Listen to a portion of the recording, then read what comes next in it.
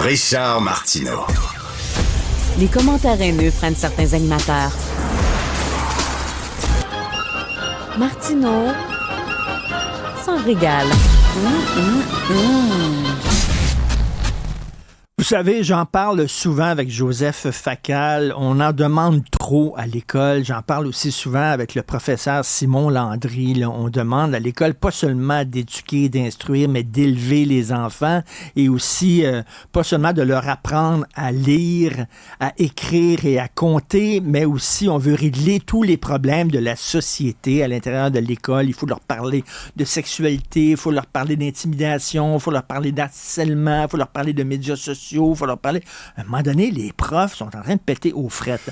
Alors, Pascal Bourgeois a écrit justement un texte là-dessus que vous pouvez lire sur le site Internet du Journal de Montréal. L'école n'est pas une extension de la vie.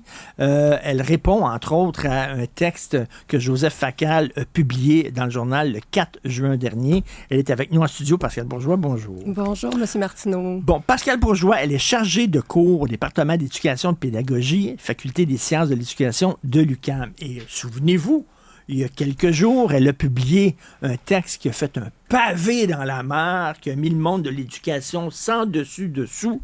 Elle a dit que notre système d'éducation, il forme des générations de cancres. Et là, ça a répondu. Puis il y a des gens, des syndicats, puis des profs, ça n'a pas de bon sens de dire ça, ça n'a pas d'allure. Premièrement, Pascal Bourgeois, est-ce que ça vous a surpris la réaction quand même de certains milieux? Non, pas vraiment, parce qu'à quelque part, j'exprime, je me dissocie moi-même d'un certain discours qui domine présentement en éducation. Donc, je m'attendais à ce qu'on réagisse de cette façon-là, évidemment. Puis je pointe du doigt aussi certaines choses que, quand on accuse, disons, les facultés d'éducation d'être responsables à quelque part du problème, c'est sûr qu'on s'attire... C'est ça, vous avez dit, entre autres, là, on a trop tendance, par exemple, à faire passer des étudiants qui ne devraient pas passer, à donner des bonnes notes. Les étudiants s'attendent à avoir des bonnes notes lorsqu'ils remettent un travail qui est médiocre parfois. Ils s'attendent quand même à ce qu'on... Puis on baisse la barre tout le temps plus bas. Vous disiez ça. Mais là, on va parler d'autre chose. C'est qu'on demande effectivement à l'école de trop régler de problèmes sociaux. Puis il y a deux conceptions de l'école. Il y a l'école comme sanctuaire, comme oasis, l'école qui devrait être protégée des tempêtes qui soufflent dans la société. Et au contraire, il y a l'école qui devrait être toute fenêtre ouverte et la tempête qui souffle à l'extérieur devrait souffler aussi à l'intérieur de l'école. Et l'école devrait tenir compte de tous les problèmes qu'il y a à l'extérieur. Vous vous situez, j'imagine, plus dans la première notion. Ben oui, puis à quelque part, on parle pas d'autre chose que ce dont il était question dans mon autre lettre, parce que c'est le paradigme dominant aussi dont on hérite là, au tournant du 20e siècle, l'éducation centrée sur l'enfant. Le mouvement de la pédagogie nouvelle, en fait, propose que l'école soit... Il n'y a plus de distinction entre l'école et la vie elle-même. Ouais. Donc, on dit l'école, c'est la vie. Ça doit être une extension de la vie à la fois personnelle, familiale, quotidienne, et aussi une extension de la vie publique et politique. Donc, on brouille volontairement des frontières qui, à mon sens, sont nécessaires si on veut se consacrer à l'étude, à la compréhension du monde commun. Là. Pour moi, dans la tradition arendtienne, c'est ce que l'école devrait viser. Et vous revenez avec le terme scolaire. Vous expliquez qu'est-ce que ça veut dire, le terme scolaire. Oui, c'est quoi la racine de ce mot-là? Le mot école nous vient du terme scolé, du grec scolé, qui signifie temps suspendu ou temps libéré. Donc, la manière dont les Grecs entendaient ce temps-là, ils appelaient ça les loisirs, mais c'est pas pour se divertir et ça donnait à toutes sortes d'activités selon son libre choix, mais c'est plutôt pour un temps où on est libéré à la fois des impératifs de la vie quotidienne, justement, de notre vie privée, on laisse ça de côté. On est aussi libéré des exigences de la vie publique, de la vie civique, et là, on se consacre à des activités intellectuelles, à la discipline à la fois du corps, du cœur et de l'esprit. Et nos disciplines scolaires qu'on enseigne à l'école, traditionnellement, c'est dans ce but-là qu'on les enseignait parce qu'elles ont des vertus éducatives. Mais d'ailleurs, même à l'époque, il y avait des uniformes, et c'est pas pour rien les uniformes, c'est que tu mettais ta personnalité de côté, tu mettais un uniforme, et ça veut dire j'oublie ma classe sociale, j'oublie ma religion, j'oublie mes idées politiques et tout ça, et j'entre dans un sanctuaire où on est tous égaux. Et parce qu'on est tous, on est ici pour apprendre.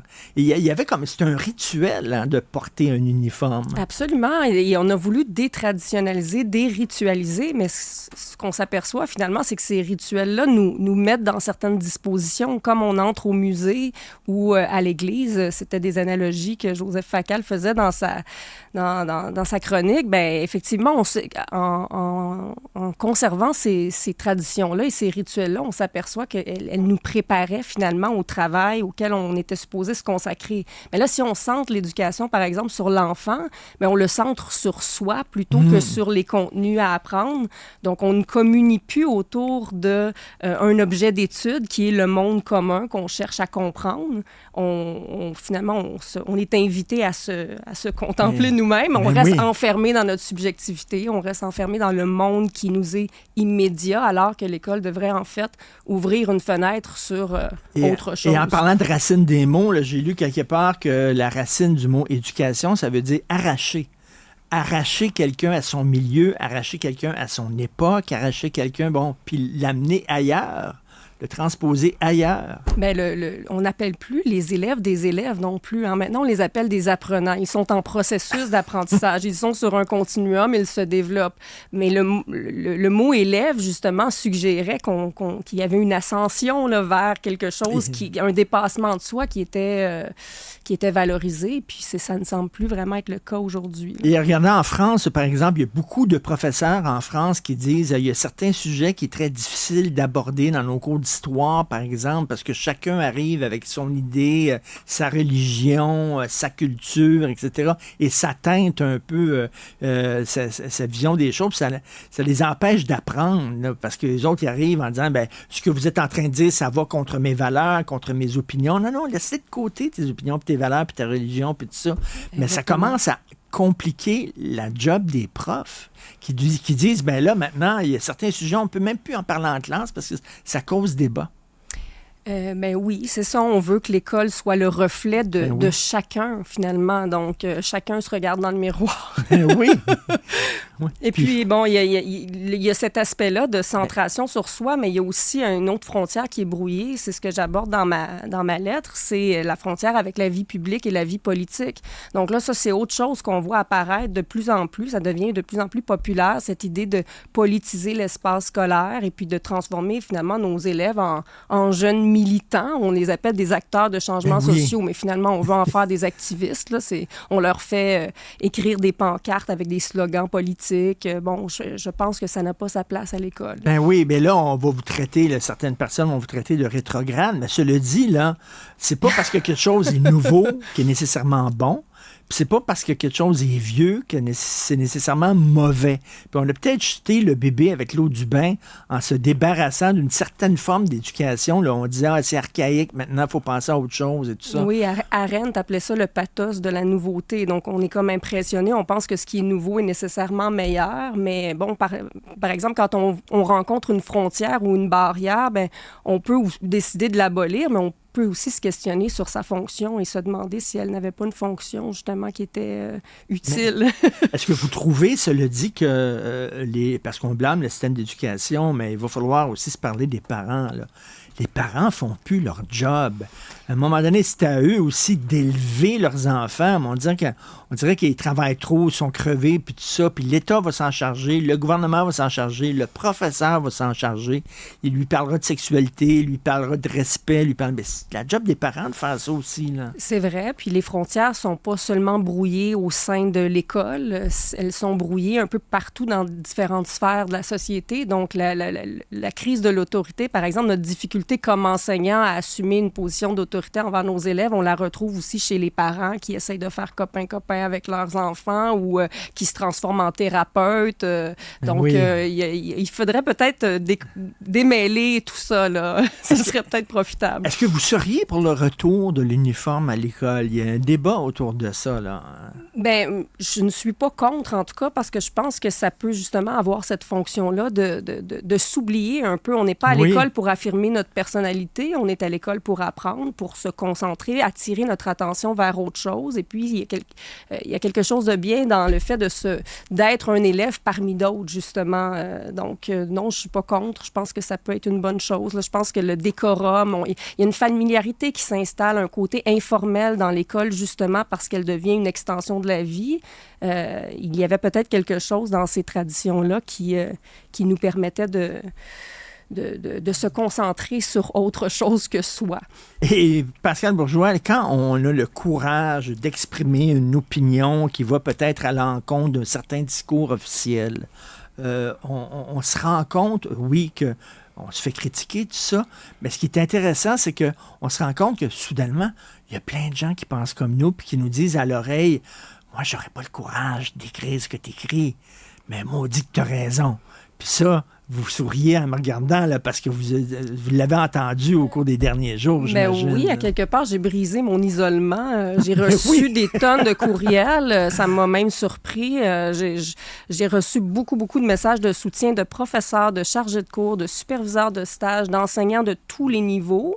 Mais ce qui me trouble, par exemple, c'est que mes positions soient considérées si controversées et qu'on me dise j'ai peur de partager cette opinion-là publiquement. J'ai peur de représailles. Donc, des représailles pour défendre l'instruction, l'excellence. Bon, je trouve ça assez particulier, mais c'est représentatif de notre époque, je Ou pense. se faire dire les étiquettes, là, vous êtes rétrograde ou vous êtes à droite, puis ça n'a rien à voir avec la droite et la gauche, ça a à voir avec qu'est-ce qu'on peut faire pour mieux enseigner puis aider les enfants, parce que les enfants sont les premières victimes de ces modes-là.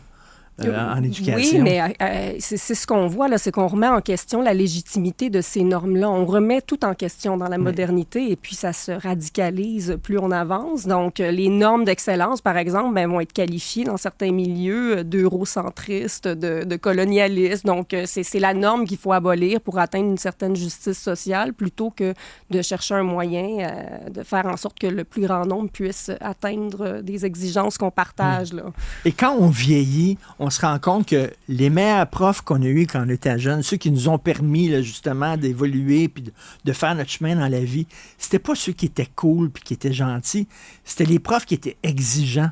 On se souvient d'eux en disant hey, « ça, là, je l'aimais pas, ce prof-là, parce que je le trouvais dur, mais mon Dieu, qui m'a aidé. » Mais le philosophe Alain, que je cite dans ma lettre, pour moi, fait une critique formidable de tout ce mouvement-là, du pédagogisme, de l'éducation nouvelle, parce qu'il critique, par exemple, contre Rousseau, il nous dit il ne s'agit pas de connaître l'enfant et d'adapter toute l'éducation à cet enfant-là et que l'enfant devienne sa propre norme. Pour vraiment connaître quelqu'un, pour vraiment connaître l'enfant, il faut imposer la même norme à tout le monde et c'est là qu'on voit tout le talent, les capacités, le style, les traits de caractère se révéler finalement. Et quand on a des enfants, j'ai 3 enfants, puis on se rend compte que les enfants, ils ont besoin ils ont besoin d'encadrement. Puis ils ont besoin de hiérarchie et ils ont besoin d'autorité. Et il y a un jeune qui arrive à l'école puis qui dit « Ah, toi, le prof, j'en sais autant que toi. » Non, c'est pas vrai. C'est pas vrai. Le prof en sait plus que toi. Puis il faut que tu t'assoies, puis il faut que tu l'écoutes, puis il faut que tu acceptes que cette personne-là est en position d'autorité. Et les jeunes ont besoin de ça. Absolument. On le voit quand on élève de jeunes enfants. Ils ont besoin de repères. Et puis la liberté ne peut se déployer qu'à l'intérieur d'un cadre. Sinon, c'est pas fécond, là, c'est juste n'importe quoi. Bien, c'est ça. Je parlais avec Joseph Facal, Pascal Bourgeois. On se disait, on a hâte de lire votre livre. Oui, on disait Joseph et moi, on dit, hey, elle devrait écrire un livre sur l'éducation, là, puis ça vous trotte peut-être dans la tête. Là. Oui, bien, j'essaie de terminer ma thèse, là. J'essaie d'aboutir, mais effectivement, un petit livre qui résumerait ces idées-là, ce serait peut-être s'il y a des éditeurs qui nous écoutent, là, mettez la main sur Pascal Bourgeois à tout prix, puis soyez les premiers à écrire son premier livre. Bref, on peut lire votre texte sur le site Internet du journal. L'école n'est pas une extension de la vie. C'est un texte intéressant. On va se reparler certainement. J'espère. Merci beaucoup, Pascal Bourgeois. À vous. Bonjour.